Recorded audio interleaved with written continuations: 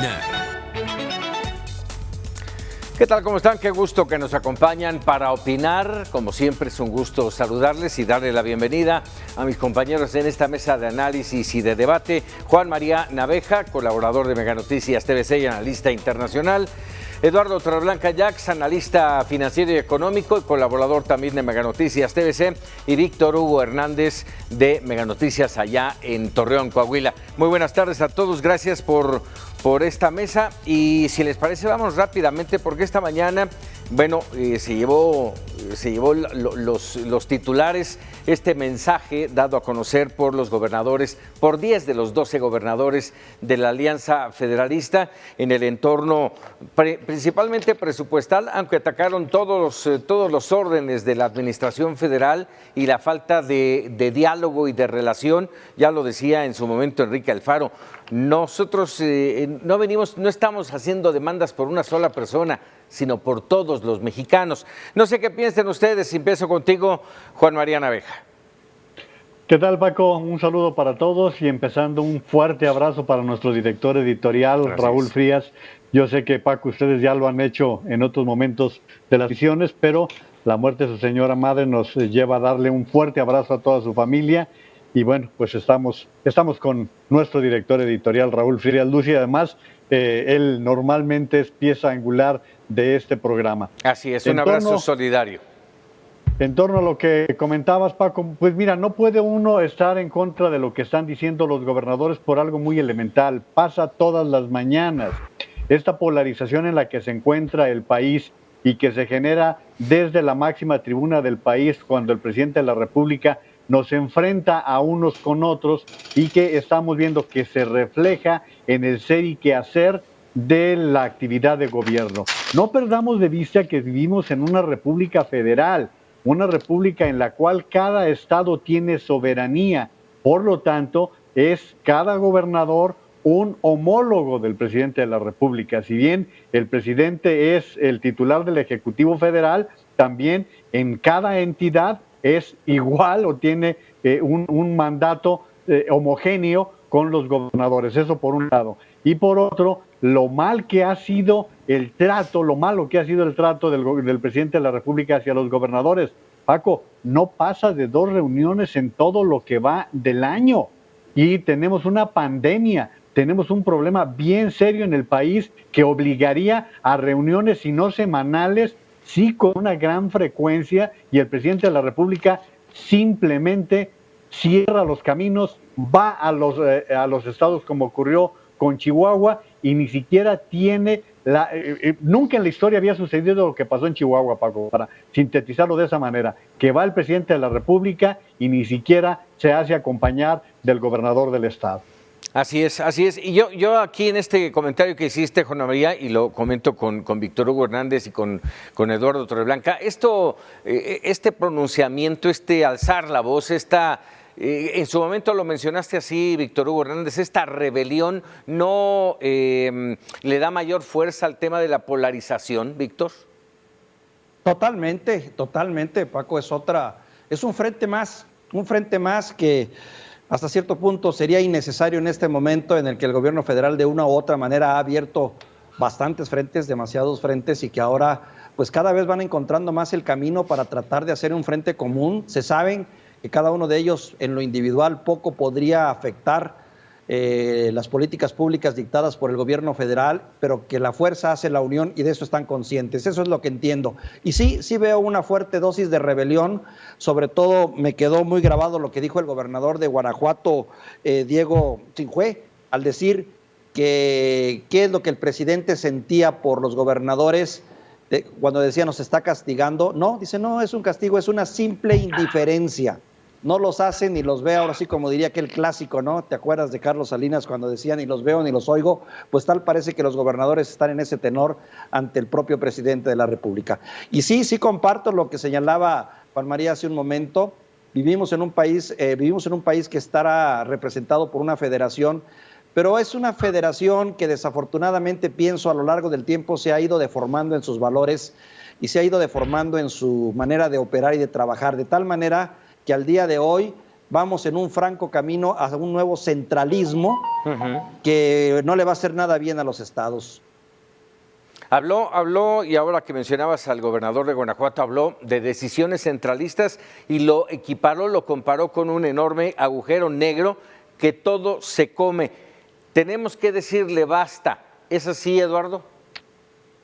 Mira, yo poco podría agregar a lo que ya dice mis compañeros y Juan María comenzando, de que se me hace inconcebible que en un momento histórico como el que estamos viviendo, en donde México enfrenta la peor crisis sanitaria y económica en al menos 80 y tantos años, si no es que en toda su historia moderna, tengamos un presidente que le apuesta a la división. O sea, no lo puedo entender.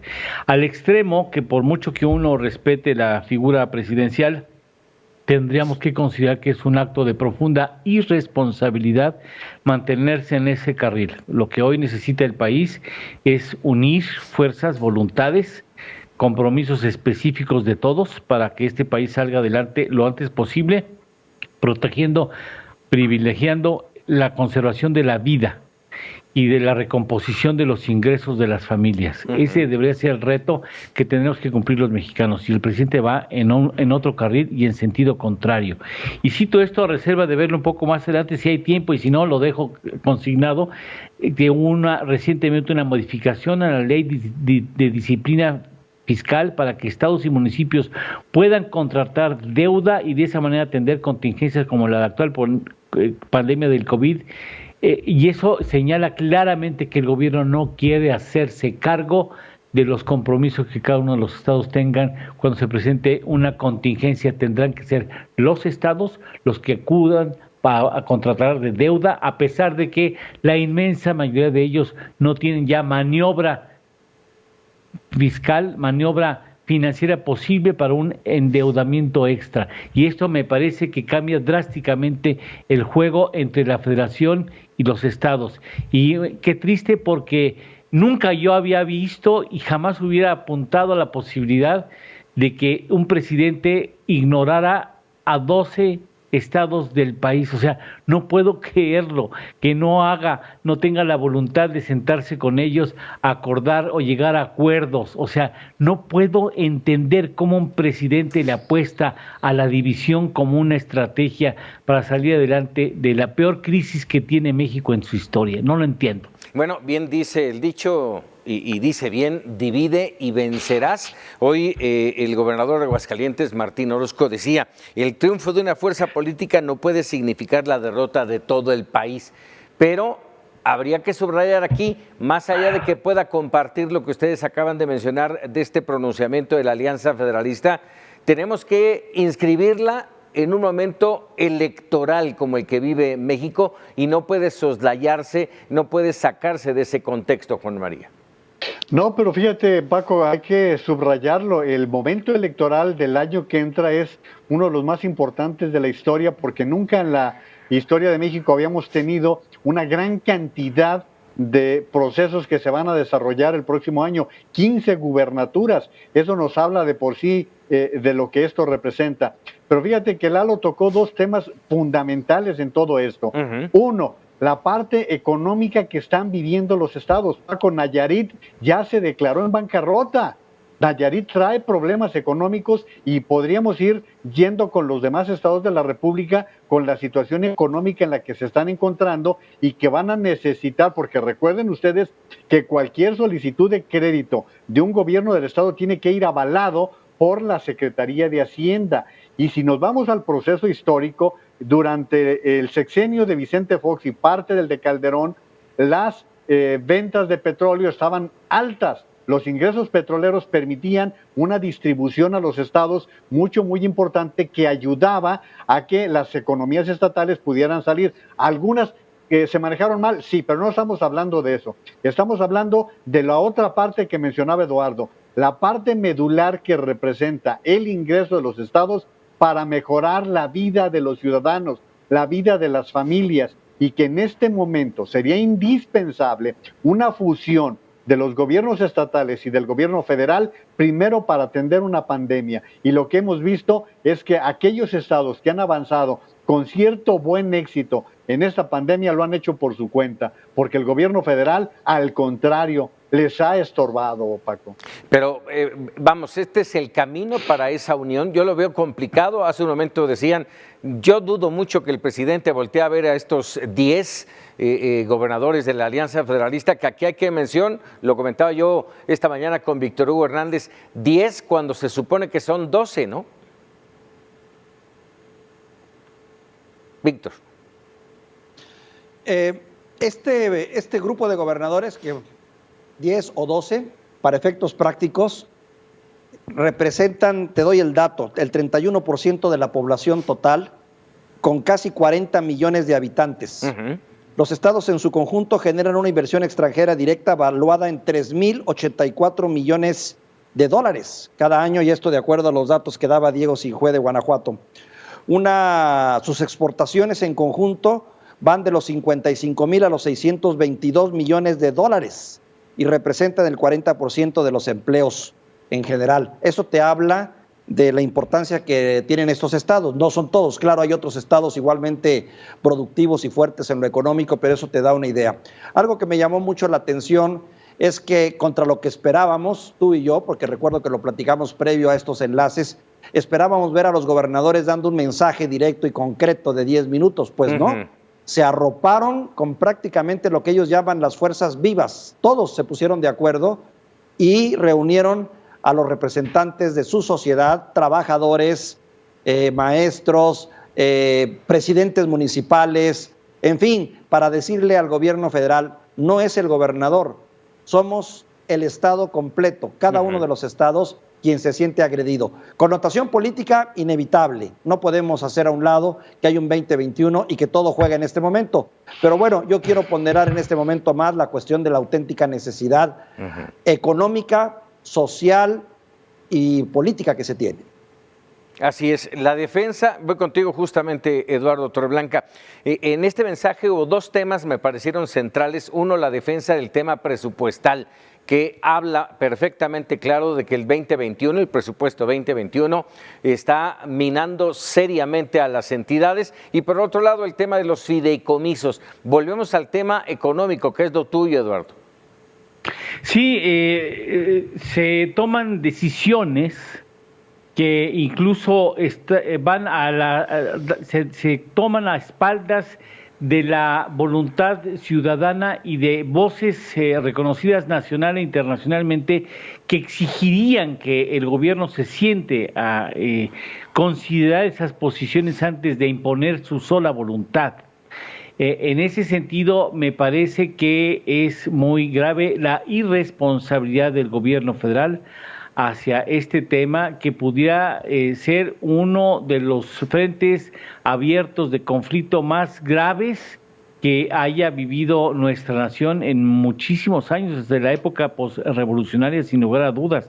O sea, el hecho de que los estados rompan con la federación, de que la federación los castigue presupuestalmente sin haberles dicho aguas, vamos a cambiar las reglas del juego, los exhorte a endeudarse cuando no tienen capacidad de hacerlo, con el único ánimo de mantener tu política social, que tiene, desde mi punto de vista, un claro sesgo electorero.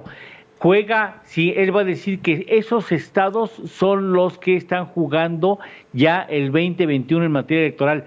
Tan lo hacen esos estados como lo hace el presidente de la República, ¿eh? O sea, ese es un juego en el que todos participan, no solamente los estados disidentes, también lo hace el presidente de nuestra nación. Sí, un juego perverso en el que finalmente los más afectados somos el resto de la población, los mexicanos. Y yo aquí preguntaría a Juan María Naveja, 10 se pronunciaron hoy, 10 gobernadores, 10 entidades de la Alianza Federalista. ¿Qué pasa con los otros 22 que ni pío dicen?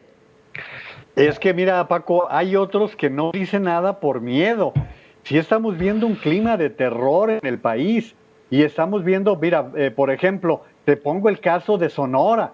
Lo que se comenta entre la gente de Sonora es que la gobernadora lo que no quiere es un proceso en el cual se vea afectada una vez que salga, porque hay señalamientos contra ella y su familia. Y así podríamos hablar. Recordemos que estará en juego medio país con sus gubernaturas, y estamos viendo, lo acabamos de ver en Coahuila, tú lo viviste allí, Víctor, con la situación de Coahuila y de Hidalgo, en donde los gobernadores tienen un peso específico y lo van a jugar. Ahora fíjate, en añadido a lo que decía Víctor, están entre estos 10 gobiernos, 3 o 4 que son los que tienen la principal carga de remesas, como son Jalisco, Michoacán, Guanajuato, que son de los estados que más remesas reciben. Agrega eso a la carga económica que significan estos estados de la República. Entonces, bajo este panorama, Paco, es que estamos viendo un cierto terrorismo que dicen, oye, pero es que el presidente ni siquiera les hace señalamientos directos, es que no lo necesita. Cada mañana lo está haciendo desde una tribuna que es impune la posición en la que él tiene. Por eso cuando se habla de su derecho de réplica, no, eso no es un derecho de réplica, ese es como el montonero, ¿no? Que va directamente en contra de los que no tienen la misma capacidad de defenderse. Entonces yo creo que hay varios gobernadores que no están teniendo esta capacidad de defensa. Complicado el tema, y evidentemente quedaríamos aquí nada más con una pregunta, nada más para cerrar, para concluir. ¿Qué futuro le ven a este mensaje dado a conocer hoy por la Alianza Federalista? ¿Qué ganancia va a tener? ¿Va a tener alguna repercusión o no? Empiezo contigo rápidamente, Juan María, por favor. Pues no creo, Paco, porque como dijo Víctor, está como Salinas de Gortari, ni los ve ni los oye. El problema aquí, vamos a ver qué reacción tienen los gobernadores, porque recordemos que ya hay pasado en los cuales se ha tomado la decisión de dejar de recibir la recaudación o de devolver la recaudación. Tenemos ya episodios de esa naturaleza en el pasado no muy lejano del país. Entonces creo que por allí pudieran darse situaciones de choque muy grave como un enfrentamiento económico en el país. Así es. Eduardo. Los va a batear. Mañana en la mañana los va a batear, por supuesto. Les va a tundir. Claro que sí, por supuesto. Ese es el esquema. No los va a ignorar. No creo que los ignore. Les va a reventar. Los va a tratar de reventar. Les va a cerrar. Y eso, les va a cerrar las llaves del recurso, ¿no? Sí, y del diálogo ya está hecho, pues, o sea, y esto es gravísimo. O sea, nos estamos jugando más que una simple elección el 2021, ¿eh? Estamos hablando de la viabilidad económica y política en este país, y este asunto sigue avanzando con ese descaro y esa irresponsabilidad, ¿no? Nos va a ir muy mal, al país le va a ir muy mal. Ya vamos a entrar en ese tema en un momento más. Rápidamente, Víctor, por último. Difícil creer que el presidente vaya a querer conciliar o que vaya a querer escucharlos y sentarse a hacer algún tipo de negociación. Difícil porque sabe que bien o mal tiene los números a su favor. Tiene la bolsa, que es lo más importante, tiene los recursos, porque de acuerdo a esta estructura fiscal, pues bueno, es la federación quien controla la mayoría de estos recursos. Tiene la simpatía, nos guste o no, de un gran número de la población que todavía avala sus políticas públicas, y desafortunadamente te diría, tiene la arrogancia para saber que lo hace porque puede. Difícilmente, va a ser una situación muy interesante. Se me antoja pensar que en cualquier momento podría también empezar a sacarle trapitos sucios a varios de estos gobernadores, que mira que los tienen, ¿eh? También hay asuntos que podría poner a cada uno en una situación bastante difícil y complicada. Pero bueno, vamos a verlo, esto apenas empieza. Esto apenas empieza, pero es resultado, sin duda, de una serie de decisiones, déjame decirlo así, autoritarias por parte del gobierno federal, pero por el otro, bueno, está la situación económica, que no es nada halagüeña, y ya entraremos en materia en un momento más aquí en Para Opinar, pero todo ligado lamentablemente al tema de la pandemia, una pandemia, lo hemos dicho aquí, varias oportunidades, con una estrategia, entre comillas, mal empleada, con un 89,000 muertos en el país, 89, al menos de la manera oficial, porque ya la Secretaría de Salud habló de algunos que no se están tomando en cuenta, incluso llegando a los 100, pasaditos de los 100, y si tomamos en cuenta que también se dijo que hay un número de 200,000 muertos, que son muchos más de los que normalmente se pudieran tener en un año, pues ¿de dónde salen esos muertos, verdad? ¿De dónde es el exceso de muertos, como le llaman? Bueno, pues es de la pandemia. ¿Cómo ver qué es lo que está pasando frente a lo que ocurre, por ejemplo, en Europa, en España, en Francia, en Italia, en Gran Bretaña, en donde se empiezan nuevamente a cerrar, allá sí, con un rebrote? En México, insisto yo, en mi caso, como no hemos salido de esa meseta, nos mantenemos más bien en un repunte. ¿Cómo verlo, Víctor Hugo? Ante todo, dejar muy claro, ese concepto de rebrote es más bien un concepto demagógico y es un concepto de gobierno, muy como para poder, lleva implícito el hecho de decir ya la aplacamos, como ocurrió en España, como ocurrió en Italia, como ocurrió en otros países que lograron aplacarla cierto tiempo la pandemia, y después es cierto, ahora viven un rebrote. La verdad es que nosotros nunca hemos aplacado este asunto. Siempre ha sido una constante, nos guste o no, poco o mucho, que va creciendo todos los días el número de muertos. Estamos ante un claro repunte resultado de que la pandemia se nos salió de las manos, y en este momento estamos viendo, nuestro principal reto es que no se nos llenen las camas, que ya comienza a pasar. Hay por lo menos 8 estados que están a punto de brincar del naranja al rojo, principalmente en el norte. Por eso están los gobernadores preocupados. Coahuila está entre ellos, claro. Chihuahua ya es un hecho. Nuevo León está a un punto. En fin, la situación no es nada sencilla para los gobernadores, pero tampoco para el subsecretario de Salud, ¿eh?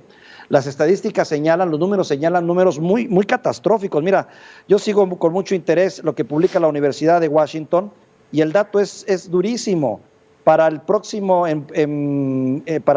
febrero, no es exagerado, no estamos triplicando ni cuatriplicando, pero no es necesario, porque las cifras ya son altas. Ahorita andamos en el orden de los 88,000 muertos. De acuerdo al Instituto de Métrica y Evaluación de Salud de la Universidad de Washington, que sigue muy puntualmente el tema de México, nos dice que para el 1 de febrero estaremos contando 120,000 muertos. Y es una cifra conservadora, tal vez, ¿no? Conservadora totalmente. Ahora, más allá de eso, insisto, y aquí pregunto, Juan María Naveja, ¿hace falta un liderazgo? Y no hablo del presidente, no necesariamente el presidente. ¿Hace falta liderazgo? ¿Hace falta tomar medidas en serio?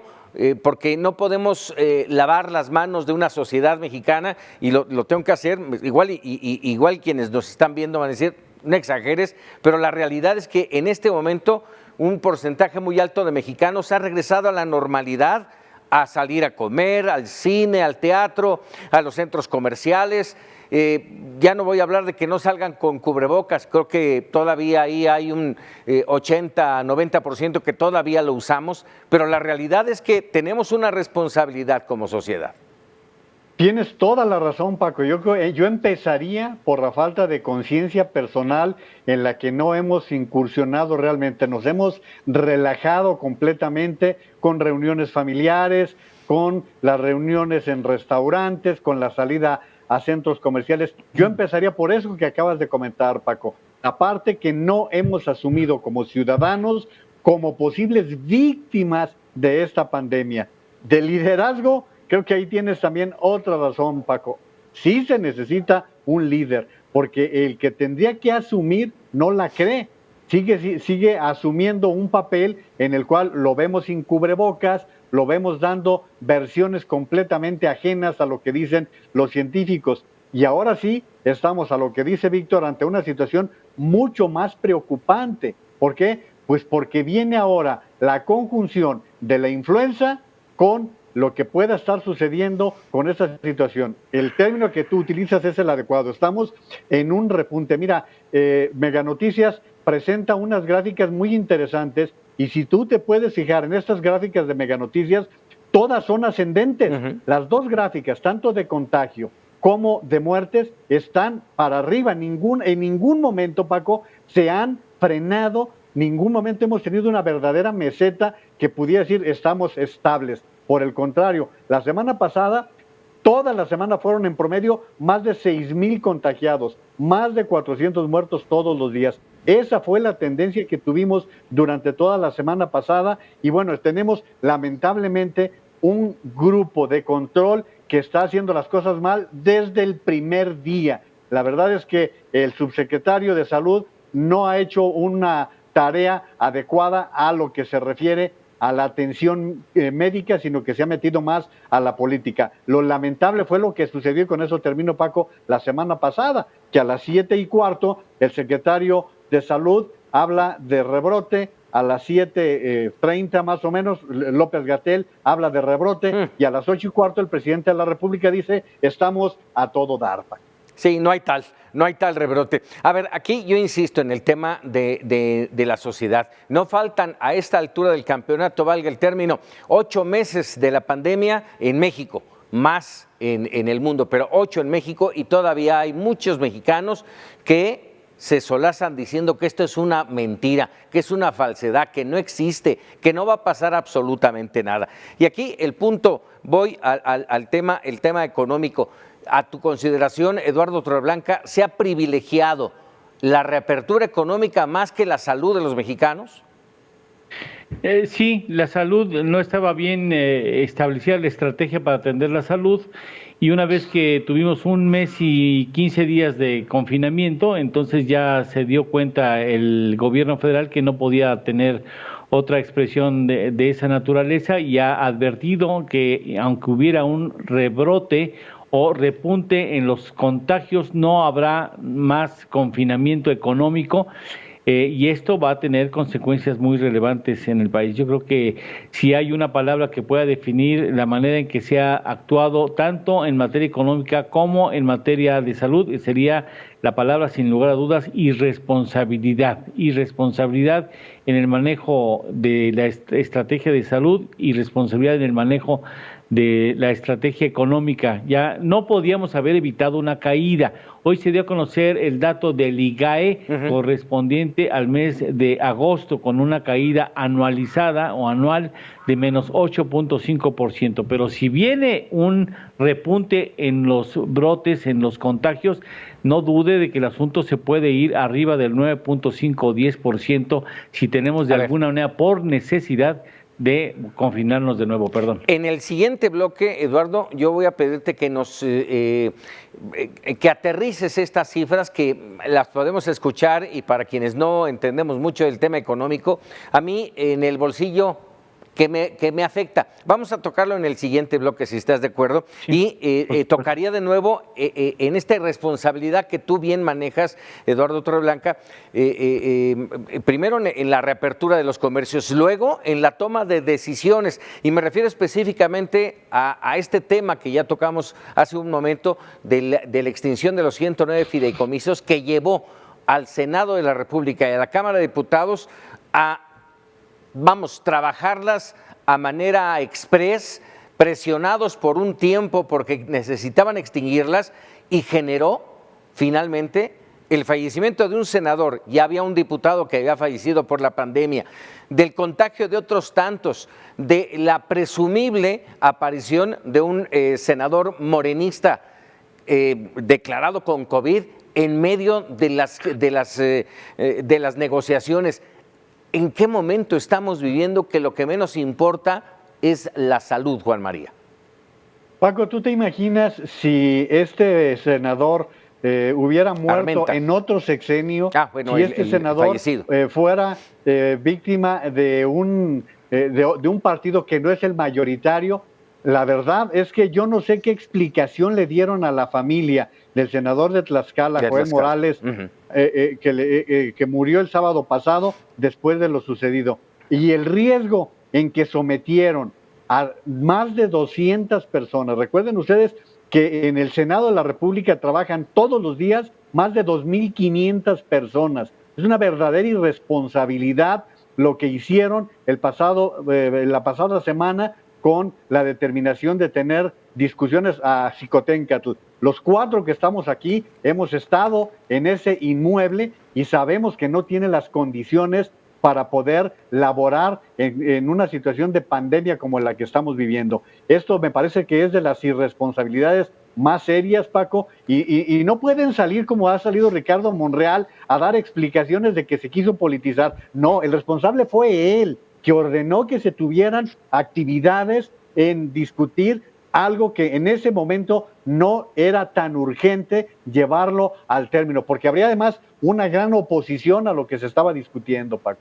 Caray, vamos a tener que hacer una pausa, me quedé pendiente contigo, Víctor Hugo, pero bueno, nada más déjenme subrayar porque la falta de uso del cubrebocas, y hablo no solamente del presidente López Obrador, del presidente Donald Trump, recién salido de COVID, mostrándose en la noche del Halloween en la Casa Blanca, todo mundo con cubrebocas, él y Melania sin ellas.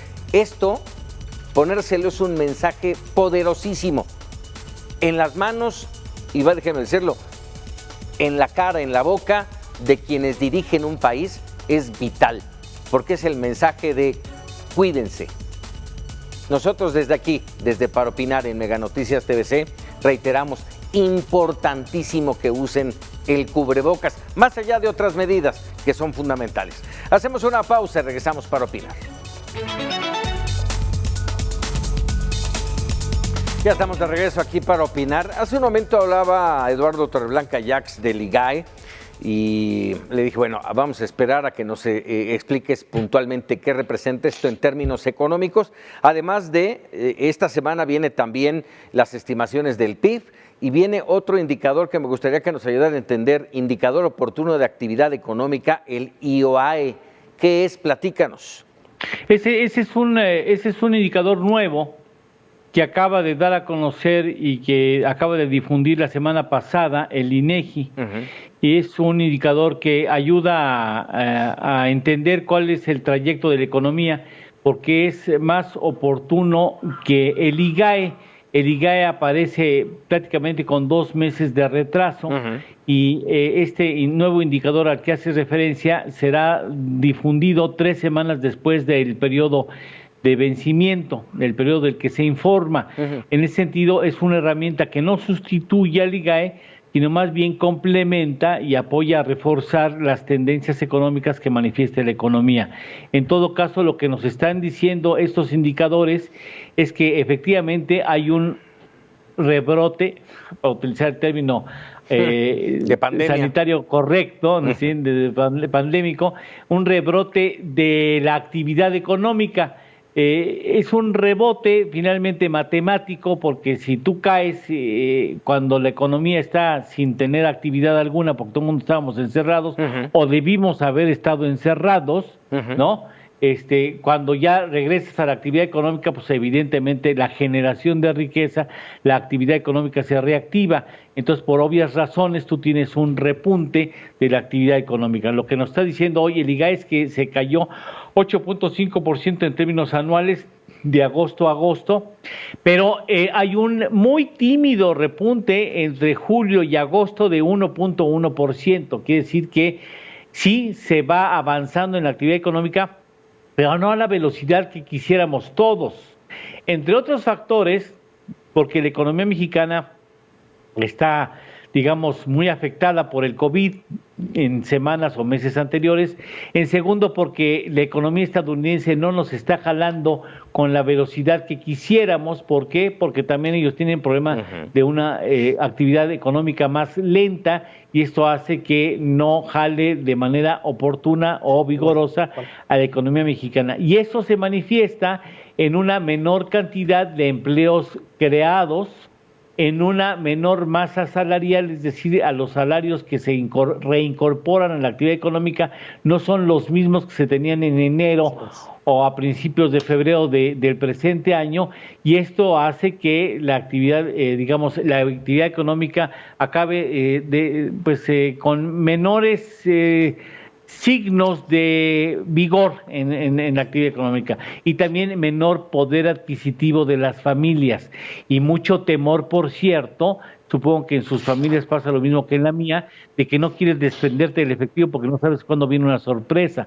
o si eventualmente podría llegar una sorpresa, entonces detienes el dinero para no consumirlo. A la alternativa de un crédito ya hasta la piensas, hasta comprar una licuadora, pues no sabes si es el momento oportuno, porque quién sabe cómo se van a poner las cosas después. Y en ese sentido, pues piensas, la familia de Víctor Hugo, la familia de Juan María, tu familia, que tan querida Paco, y la mía, pues nos aguantamos, hijo, porque quién sabe cómo van a venir las cosas. Y con un presidente que se las gasta agarrándose a trancazos en todas las esquinas, todas las mañanas, entonces pues tú dices, no, pues quién sabe cómo se va a poner el país, y la vas llevando así, vas tentando el camino, y en ese sentido, pues haces que tu actividad económica no sea tan confiable como para consumir. Así es, Víctor Hugo. No voy a aportar nada que Lalo y Juan María no sepan ya, porque son nuestros expertos en este programa en cuestiones de economía. Lo que sí te puedo decir es que se nos viene una situación muy complicada, porque mira, el sector comercio, sector empresarial, está apostándole principalmente estos últimos meses del año. El Buen Fin, los gastos de Navidad, Año Nuevo, las fiestas.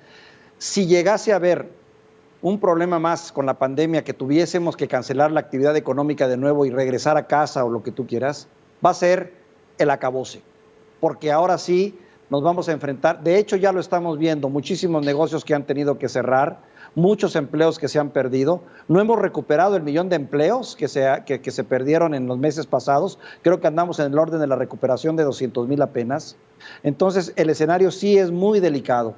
Si no cae en la conciencia, si no nos cae en conciencia que esta pandemia puede pasar trayéndonos en lo económico en los próximos meses, que es la posibilidad de una recuperación, el próximo año va a ser terrible en toda la extensión de la palabra. Te hablo como consumidor, como ciudadano promedio, que también es cierto, tiene que estar contando sus pesos día a día y tomando decisiones de qué hace con ellos, si paga su tarjeta, si los aguarda, si mejor no compro, si mejor me aguanto y los meto bajo el colchón. Esa es la realidad. A ver, déjenme plantearles este panorama. España está tomando decisión sobre un semiconfinamiento de 15 días propuesto por el gobierno a que se extienda a 6 meses. 6 meses de semiconfinamiento, que quiere decir que a partir de las, si no mal recuerdo, a partir de las 10 de la noche, todo mundo en su casa sin poder salir. En el día sí, trabajos, todo, pero a las 10 de la noche todo mundo en su casa, como un toque de queda, vamos el término. ¿Ven ustedes una situación así en México, Juan María? Bueno, pues el botón de emergencia en el estado de Jalisco anunciado por el gobernador Alfaro implica, Paco, cierre de actividades a partir de las 8 de la noche, en que paralizan completamente el transporte público. Aquí hay ciertas consideraciones que pueden ser interesantes, como permitir que los restaurantes sigan operando con entregas a domicilio.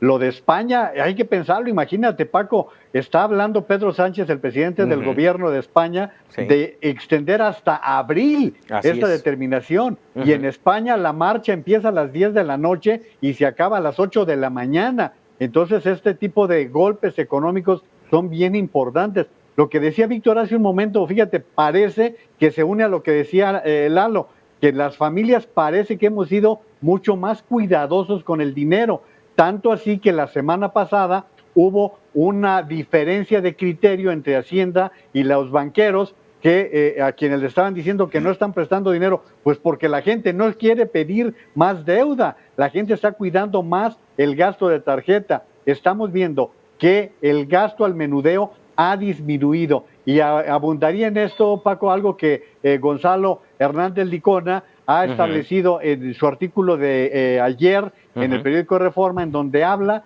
de que en este año se destruyeron 12 millones de empleos privados de personas que no solo no son las más ricas del país, son las que ganan menos, Paco, y esto nos lo está diciendo alguien que vaya que sabe en la materia. A ver, yo por último te preguntaría, Eduardo Torreblanca, es una percepción mía, yo creo que mucha gente todavía no siente el golpe de esta, no sé si sea prudente decir de esta recesión, pero sí de una crisis económica que está viviendo México y el mundo. Pero hablando de México, siento que mucha gente todavía no le cae el 20. Yo me permitiría disentir de tu apreciación. Yo creo que ya nos cayó el 20. Y ya sabemos que las cosas pues, están raras, al menos, por lo menos están raras, porque ya nos toca muy fácil pensar en que alguien conoce a alguien que enfermó, hay alguien que conoce a alguien que está en el hospital, hay alguien que conoce a alguien que lamentablemente falleció, hay alguien que ya conoce a alguien que perdió el empleo o que le tuvieron que reducir su salario y no lo puede recuperar, hay alguien que sabe que está buscando trabajo y no lo consigue. Entonces ya sabemos que las cosas sí están poniéndose el cocol. No existe el virus, pero sí existe por alguna razón esta contracción económica que puede llegar a afectarme, ¿no? Qué curioso, así somos los mexicanos. Los españoles ahora pagan la consecuencia de tan fiesteros, ¿no? Porque nuestros hijos salen de reventón a las 10 de la noche y tienen que regresar a las 2 de la mañana. Allá salen a las 2 de la mañana y terminan a las 10 de la mañana el reventón. Entonces, pues ya está la consecuencia de una reflexibilidad en el manejo de la relación humana, a lo que los ha llevado los españoles, a los italianos, a los alemanes, a los griegos y a los norteamericanos también. Y nos va a tocar a nosotros finalmente. Aquí también somos fiesteros, muy fiesteros. Chicos, sí, medianos y grandes, así es de que, en fin, ahí estamos. Víctor. También habría que agregar, fíjate que yo sí consideraría esa observación que haces, Paco, un poco en contra de Lalo, lo que dice. Hay que tomar en cuenta que en este momento hay por lo menos 20 millones de mexicanos que, nos guste o no, están siendo beneficiarios de programas sociales. Sí. De los recursos que se están dando, que ya no va a haber el próximo año, seguramente vamos a batallar mucho para eso, pero esos 20 millones de mexicanos de alguna manera han tenido su dinerillo, que lo están usando y lo están gastando. Por eso tal vez esa percepción que bien dices tú, que no necesariamente hemos resentido el efecto de la recesión, pero me queda claro que esto se va a acabar. Bueno, y yo reitero la pregunta en un principio que hacía y lo reitero contigo, Víctor. ¿Ves una situación de confinamiento en los próximos meses en México? Es una pregunta difícil de contestar porque sí nos encontramos ante un problema fundamental.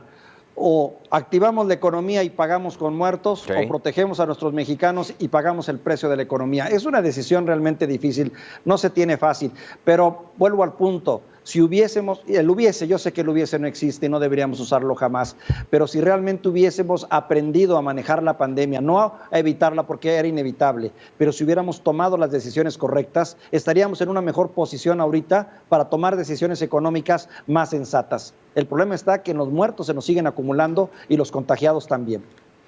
Bueno, déjeme cambiar de tema, ya que mencionabas el tema de muertos, porque cuando inició esta administración nos prometieron algo que le llamaron un punto de inflexión. Y a lo largo de la prometieron a los primeros 6 meses y lo extendieron unos meses más y dijeron que iba muy bien y que el punto de inflexión ya habíamos llegado, pero la realidad es que a 23 meses de aquel momento en que se habló del punto de inflexión, hoy tenemos más de 63,000 homicidios a cuentas y nada que decir. El hombre que estaba a cargo de ese punto de inflexión se va ya el próximo viernes, se despide y se va a buscar un mejor camino con mucho mejores dividendos políticos, de poder y económicos. Este hombre que estamos viendo en pantalla, Alfonso Durazo, secretario todavía hoy, secretario de Seguridad Ciudadana. ¿Cómo ver el panorama de la seguridad en el país? ¿Cómo ver el camino político de este hombre, Juan María Naveja? Bueno, pues podríamos sintetizarlo en que se va para arriba, que se va promovido, Paco. Cayó no para se arriba. Puede ver de otra manera, se ha premiado, porque él desde antes de que comenzara el sexenio ya había dicho que buscaría la gubernatura del estado de Sonora, pero los muertos de López Obrador y los muertos de Alfonso Durazo están ya, como tú dices, en los 63,000, más que los que registró Calderón en todo su sexenio y ya casi igual que Enrique Peña Nieto también en todo su sexenio. Mira, el economista Sergio Negrete en Twitter todos los días le va recordando al presidente de la República el tiempo que pidió.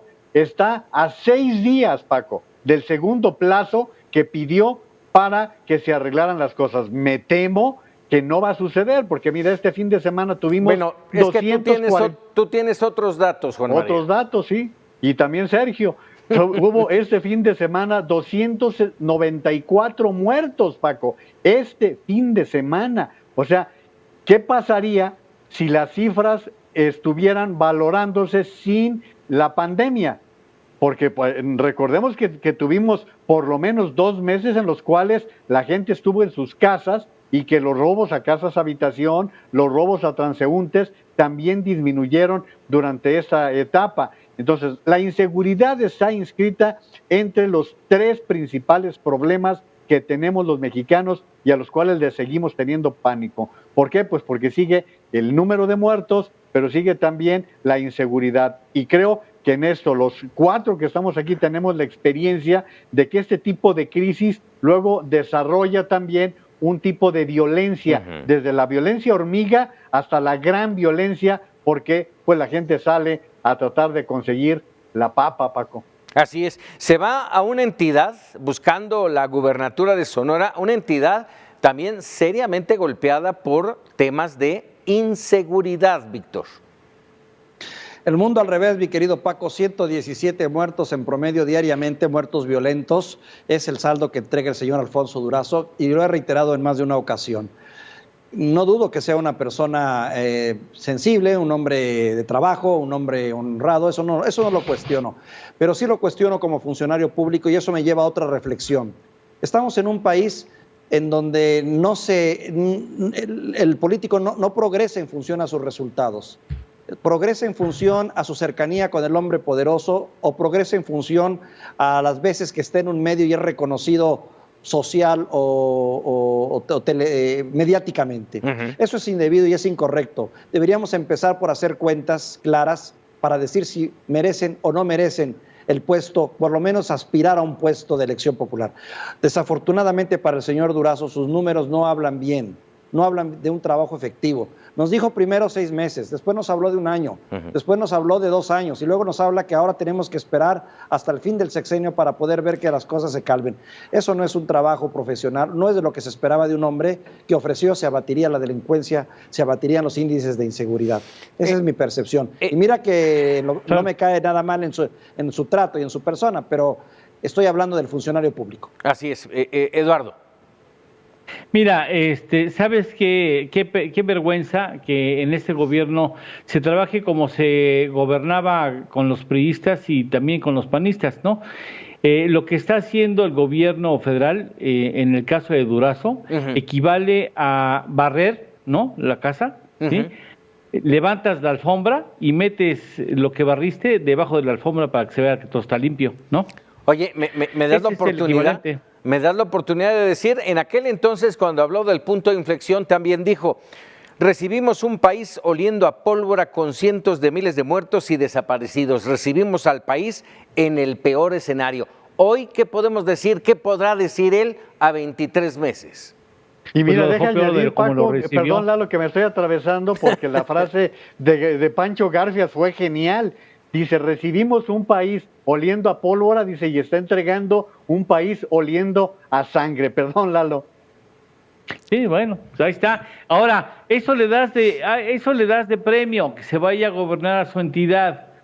Ahora, ¿sabes qué? Debe haber una responsabilidad de nuestras amigas y amigos en Sonora, ¿eh? Ustedes tienen en la mano la posibilidad de que le pague la factura, ¿eh? Porque eso de estar haciendo un pésimo desempeño en una función clave para irse ahora a la comunidad que representaría eventualmente gobernar su entidad, pues ¿qué privilegios tiene? No, pues si no hizo bien el trabajo, ¿por qué se le premia de esa manera?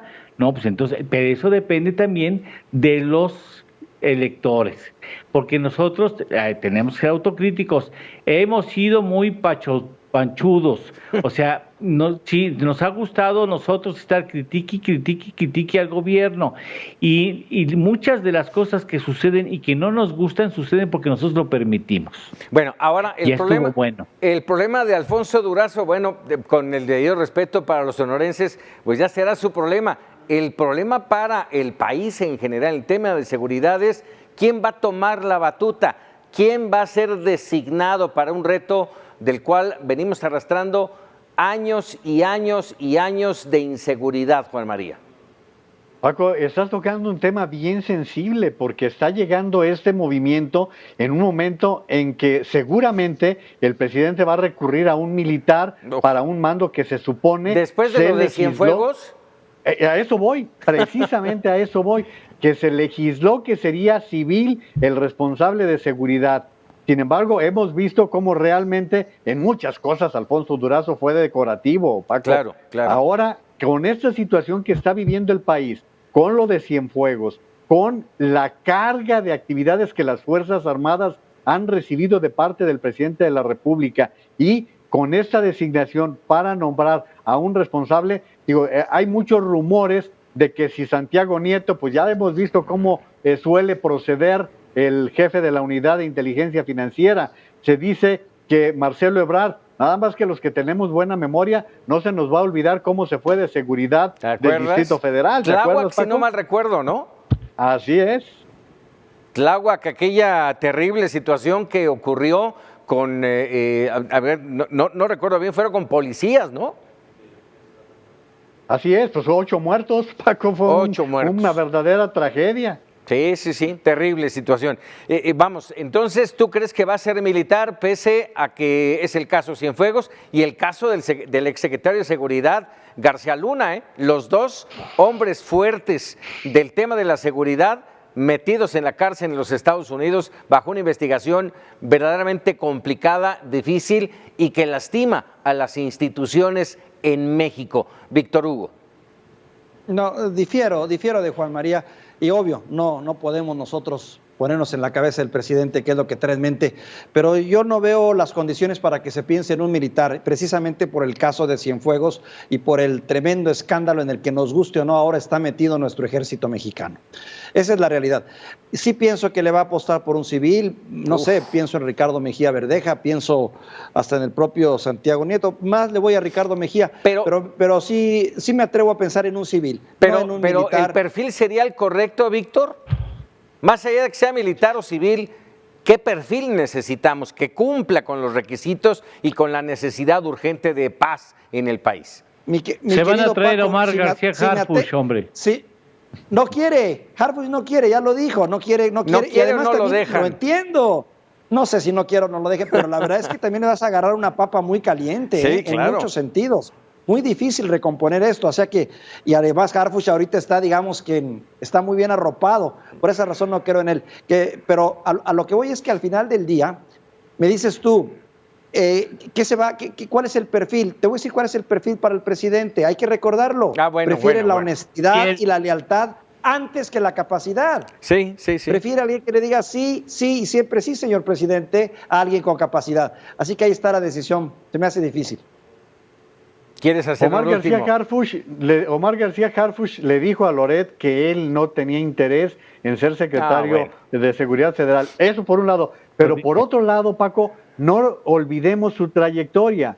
García Harfuch es hijo de Javier García Paniagua. Sí. Él trae sangre militar en sus venas. Él trae una trayectoria durante muchos años de formación castrense. Por más que se diga, por más que no fue militar, evidentemente. Estamos hablando de un hombre formado en la disciplina, formado en todo esto. Entonces creo que él está en una situación en la que por más que quieran, me parece no tiene ningún interés en ocupar este cargo. Tema interesante, ya estaremos pendientes de ello. Vamos a hacer rápidamente una pausa y regresamos para opinar.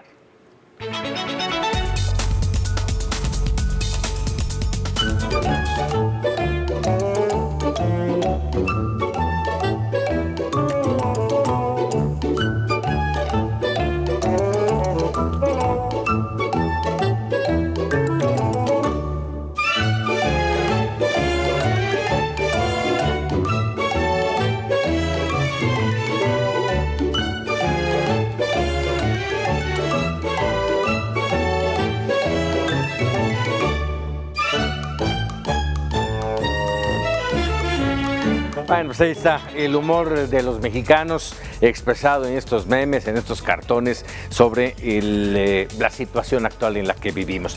Bueno, por supuesto les agradezco a mis compañeros Eduardo, Juan María, Víctor, como siempre, pero sobre todo a usted que nos haya permitido externarles nuestra opinión, nuestro debate incluso en algunos momentos, para que usted tome la mejor decisión, se quede con ello.